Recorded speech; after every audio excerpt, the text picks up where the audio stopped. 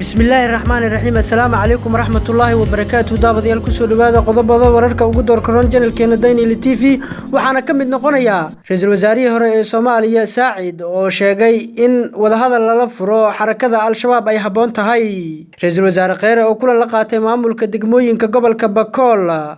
al-shabaab oo mar kale ergo ku soo bandhigtay xaradheere tirada xarumaha gaarka iyo kuwa dawladda federaalka Soomaaliya al-shabaab ay joojiyeen dhismayaashooda dadka yimid Itoobiya oo buuq ka abuuray shirka Galmudug iyo arin la isku hayo Jubbaland oo shaacisay shuruudaha uu farmaajo ku xiray siideynta janan ma burburtay haybadii maamulka Puntland daawadayaal intaas waxay ahaayeen qodobadii wararkeena ugu door karoon haatan ku soo dhawaada iyagii oo faahfaahsan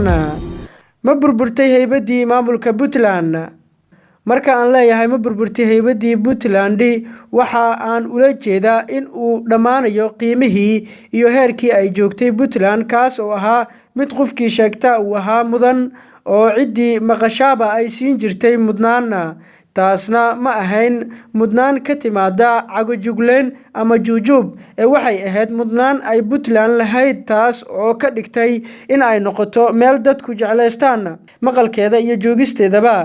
laguna tiriyo in ay Puntland ahayd meel qofkii taga ama ka yimaada uu ahaa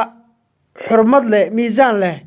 Puntland oo ah meelihii ay Soomaali ku badbaaday cid kastana ay ka dhiganaysay gabaad hanti badan oo Soomaaliyeedna ku amaan heshay laguna tabcaday waxa ay noqotay meel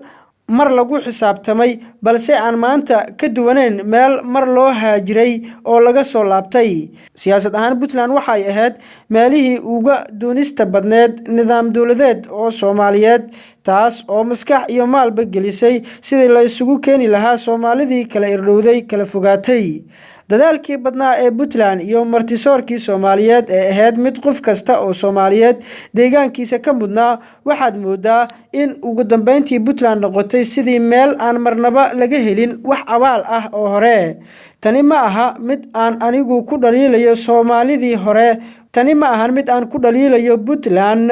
iyo kubii hantida ku tabcayba waayo dadkaasi waxay ahaayeen dad tagay dhul Soomaaliyeed waajibna ay ahayd in aysan cidi ka xigsan joogista iyo kubadqabka dhulkaasi waxa wax kasta oo ay Puntland soo sameysay dhulka ku jiiday kana dhigay hal bacaad lagu lisay siyaasiyiinta deegaankaasi hoggaanka ka noqotay muddooyinkii dambe iyo waliba matalaad xumada ku haysa dawladda dhexe marka aan leeyahay kuwa dawladda dhexe ku matala waxaan u jeedaa wasiirada iyo xildhibaanada oo noqday kuwo aan joogin heerkii laga rabay ee ahayd in markasta ay horboodaan xalkii ay hore u raadin jireen kuwa badan waxa ay ku milmeen ka qayb qaadashada hanaano badan oo aysan dawladda federaalka raali ka ahayn taas oo dib u celinaysa hanaankii socday waxaa loo baahnaa dhammaan mas'uuliyiinta Puntland ka jooga federaalka in ay yihiin kuwo u heelan sidii ay horey Puntland ugu heelan jireen dhismaha Soomaaliya waarta sidoo kale waxaa loo baahan yahay in meesha ay ka saaraan tabashada soo jiitameysay muddadii dheereed ee u dhaxeysay Puntland iyo dawladda dhexeba waana taas dhaliisha aan u jeedinayo anigoo mas'uuliyiinta ku matala Puntland dawladda dhexe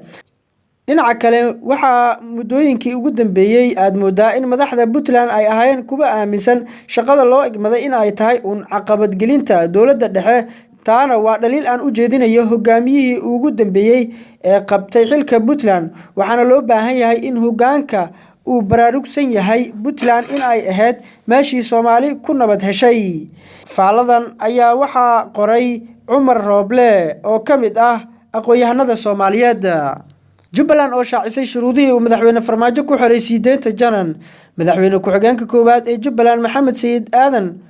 oo BBC la hadlay ayaa sheegay in wafdigii loo diray odayaasha ahaa ganacsatada iyo aqoonyahanada isugu jiray ay tageen magaalada Muqdisho si dawladda federaalka ay uga hadlaan siideynta wasiir janan balse la hordhigay shuruudo dhowr ah Maxamuud ayaa sheegay in shuruudahaasi ay ugu adkaayeen 3 qodob oo aysan suurtagal ahayn in Jubbaland ay fuliso dadkii aan dirnay shuruud ayay ku xireen waxayna ku yiraahdeen arrimo siyaasadeed ayaynu ku haysanaa ee ciidanka daraawiishta Jubbaland soo wareejiya dawladaha dariska ahna hala macaamilina Jubbaland doorashadeedina ma aqoonsanina dhaha arrimo siyaasadeed ayay kala hadleen dadka aqoon-yahanada iyo ganacsatada ee u tegay Jubbaland ayuu BBC-da u sheegay Maxamuud Sayid Aadan. madaxweyne ku-xigeenka oo aan sheegin cidda ka tirsan dowladda federaalka ee ay la hadleen Jubbaland ayaa intaasi ku daray in marnaba aysan aqbali karin oo taas ay ka dhigan tahay in ciidamadii Jubbaland ee Al-shabaab la dagaalamayay lala wareego ama la kala diro. dowladaha dariska oo loo maleynayo in loola jeedo Kenya ayuu sidoo kale sheegay in ay ka wada shaqeeyeen ammaanka labada dhinac, dalabkaasna uusan macquul ahayn.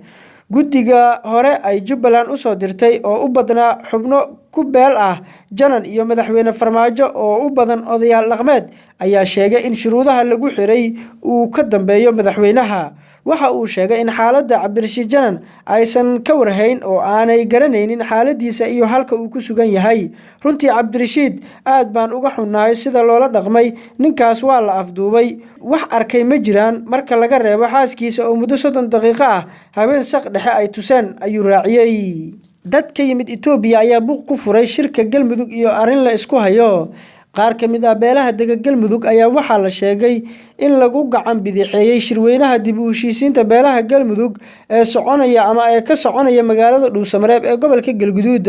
guddoonka shirweynaha dib u heshiisiinta beelaha Galmudug ayaa shalay u yeeray qaar ka mid ah beelaha si loo xaliyo cabasho la sheegay in ay qabaan. beelahan loo yeeray ayaa kala ahaa Saleebaan, Wacaysle, Shiiqaal iyo Beesha Shanaad.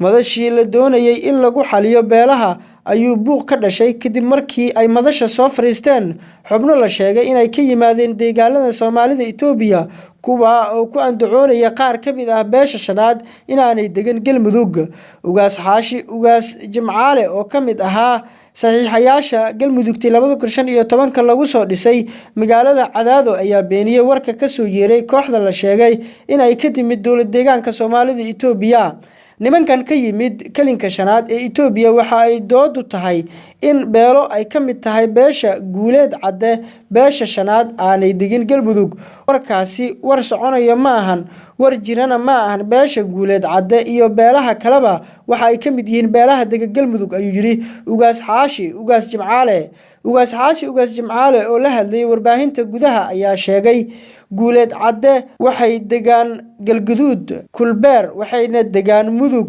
Tumaale iyo Carab Saalex, intaba waxa ay ka mid yihiin beelaha dega Galmudug, ayuu yiri ugaas xaashi ugaas Jimcaale. ayaa guddoonka shirweynaha Dhuusamareeb ugu baaqay inay wax ka qabtaan gacan bidixeynta uu sheegay in lagu hayo qaar ka mid ah beelaha dega Galmudug. waxa uu intaa ku daray haddii arrintan wax laga qaban waayo waxba kama jiraan ay noqon doonto Galmudugta cusub. iyo waxa ka soo baxay shirweynaha dib u heshiisiinta ee beelaha Galmudug uga soconaya xarunta maamulka Galmudug ee Dhuusamareeb. tirada xarumaha gaarka ah iyo kuwa dowladda federaalka ee Al-shabaab ay joojiyeen dhismayaashooda. sheeko cusub ma ahan in xarakada Al-shabaab ay lacago canshuur ah ka qaataan dhammaan dhismooyinka magaalada Muqdisho iyo adeegyada kale ee ganacsi ka jira Muqdisho iyo gobolada kale ee dalka, balse waxaa la yaab noqotay in Al-shabaab dhismo ay ka joojiyaan dowladda Soomaaliya. dad badan ayaa ku baraarugsaneen in Al-shabaab ay hore uga guuleysteen joojinta dhismayaal ka socday goobo ganacsi oo gaar loo leeyahay iyo dhismayaal dowladeed. Daynila TV ayaa ogaatay Al-shabaab ay joojiyeen dhismayaal hotel iyo ganacsi kale ilaa xarumo kale oo ay leedahay dowladda Soomaaliya. xarakada Al-shabaab waxa ay joojiyeen dhismo ka socday isgoyska Jubba kuna dhagan Hotel Durbin oo isagana qorax ka soo bax kasii xiga xarunta ugu weyn ee Nisa, sidoo kalena ku dhagan aqalka golaha senatarada Soomaaliya, aqalka sare loo yaqaano. dhismahan ayaa waxaa la sheegay in loo dhisayay dhowr wasaaradood oo ka tirsan xukuumadda Soomaaliya sida gaadiidka iyo caafimaadka oo ku soo guuri lahaa, mana bilaaban ilaa hadda dhismahaasi oo muddo hakad ayay ku jiraan. sidoo kale Al-shabaab waxa ay dowladda Soomaaliya ka joojiyeen dhismaha wadada isku xirta Muqdisho iyo Afgooye, inkastoo markii dambe lacag lagu bixiyay dhismaha wadadaasi. Qatar ayaa $100,000 ay ku bixisay dhismaha wadadaasi oo Al-shabaab markii hore hakad geliyeen. goobaha sida gaarka ah loo leeyahay oo Al-shabaab dayactirkooda joojiyeen waxaa ka mid ah hoteelkii weynaa ee Maka Al-Mukarrama oo ay dhowr jeer weerareen iyo maqaayadii Hilaac UK oo sidoo kale isku mar la weeraray labadaasi xarun. Al-shabaab ayaa dhismaha hoteelkan ay joojiyeen iyo goobaha kale ee ku micneeyay in aysan raali ka ahayn sii shaqaynta hoteelkaasi oo lagu tiriyo goobo farakutiriska ah oo diiday bixinta canshuurta xarakada Al-Shabaab halka Hilaac UK la sheegay in ay sababtay warar sheegaya in xukuumadda Soomaaliya ay bixisay lacago taakula ah oo dadkii ku hantibeelay la siiyay. cidna kama qarsoona saameynta Al-Shabaab ee magaalada Muqdisho oo aad ugu sii kordhaysa halkii ay joogtay 3 sano ka hor iyadoona ay ku sii milmayaan gudaha ganacsiga iyo shacabka intii ugu harsaneed. xaqiiqda kale oo ay Daily TV la wadaagayso daawadayaasha waxaa ka mid ah in xarakada Al-Shabaab muddo toddobaadyo ah joojiyeen adeegyadii dekedda Muqdisho kadib markii ay u hanjabeen shaqaalaha iyo gaadiidleyda dekedda Muqdisho balse dib loo xaliyay.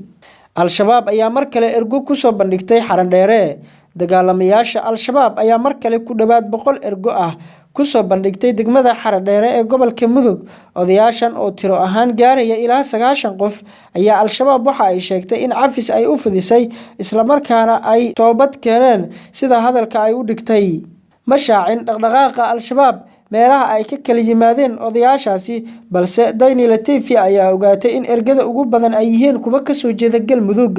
munaasabada lagu soo bandhigay oo ay ahayd mid ballaaran ayaa waxaa ka qayb galay mas'uuliyiin sarsare oo ka tirsanaa Al-Shabaab oo khudbado u jeediyay ergada. Al-Shabaab ayaa horay gobolada Hiiraan iyo Bay ugu soo bandhigtay 100 ergo oo ay ku jiraan 11 dumar ah kuwaas oo wax ka soo doortay baarlamaanka Soomaaliya.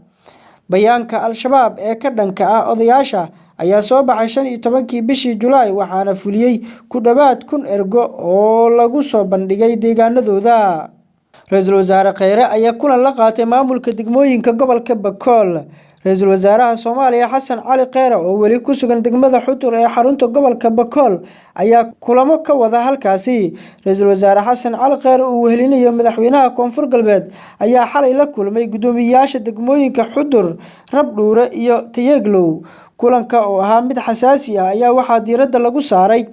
arrimo dhowr ah oo ay ugu horeyso amniga gaar ahaan sidii Al-Shabaab looga saari lahaa gobolkaasi. sidoo kale kulanka ayaa looga hadlay tayeynta xarumaha waxbarashada, caafimaadka iyo sidii shaqo abuur loogu sameyn lahaa dhalinyarada. Xasan Cali Khayre oo madasha ka hadlay ayaa u ballan qaaday gudoomiyaasha iyo waxgaradka uu la kulmay in uu wax ka qaban doono xaaladaha ka taagan gobolka Bakool. booqashada ra'iisul wasaaraha oo ah tii ugu horeysay ee Xudur ayaa ku soo aadaysa iyadoo dhibaatooyin xooggan ay ka jiraan gobolka Bakool kuwaas oo ay ku hayaan dagaalamayaasha xarakada Al-Shabaab. ra'iisul wasaarihii hore ee Soomaaliya Dr. Saacid ayaa sheegay in uu qabo in wadahadal lala furo Al-Shabaab. ra'iisul wasaarihii hore ee Soomaaliya Cabdi Faarax Shirdoon Saacid oo u waramay warbaahinta ayaa ka hadlay xaaladda Soomaaliya gaar ahaan dagaalka adag ee lagu jiro Al-Shabaab. Saacid ayaa qiray in weli ay jirto awoodda Al-Shabaab isla markaana ay yihiin dad Soomaaliyeed oo la kari waayay. sidoo kale wuxuu tilmaamay inuu qabo in wadahadal toos ah lala galo Al-Shabaab si dadka loogu soo dabaalo nabadgelyo iyo xasilooni. wadahadal toos ah in lala galo ayaan anigu qabaa. runtii waxaa weeye waa dad Soomaaliyeed waa la kari waayay. waxaa fiican in lagu guuleysto nabad. wadahadal ku timaada lafteeda lama dhayalsan karo ayuu yiri Cabdi Faarax Shirdoon Saacid. waxa kale oo uu sheegay inay muhiim tahay in la xoojiyo hay'adaha amniga gaar ahaan dadka ka shaqeynaya oo uu xusay in loo baahan yahay in ay ahaadaan dad khabiiro ah. ugu dambeyn wuxuu carabka ku dhuftay in dowladda uu hogaamiyo Farmaajo looga fadhiyo in ay la timaado qorshe cad oo lagaga adkaan karo xarakada Al-Shabaab. daawadayaal intaasi waxay ahaayeen qodobadii wararkeena ugu door corona oo iyo sidoo kale faahfaahintooda oo aad ka maqasheen amaba aad ka dhageysateen channelkeena Daily TV. inta badan waxaan idiin soo gudbinaa wararka ugu waaweyn Soomaaliya iyo caalamka. haddaba si aad u hesho wararka channelkeena Daily TV waxaan si naxariis leh kaaga codsanaynaa in aad channelka subscribe saarto sidoo kalena aad furato gambaleelka. waxa aad noqon doontaa daawadaha ugu horeeya ee ay u soo dhacaan wararkeena. inta aan wararka xiga ku kulmi doono waxaan idinkaga tegaynaa dhammaantiina assalaamu calaykum waraxmatullaahi wabarakaatuh. waqtigu ha idin wacnaado.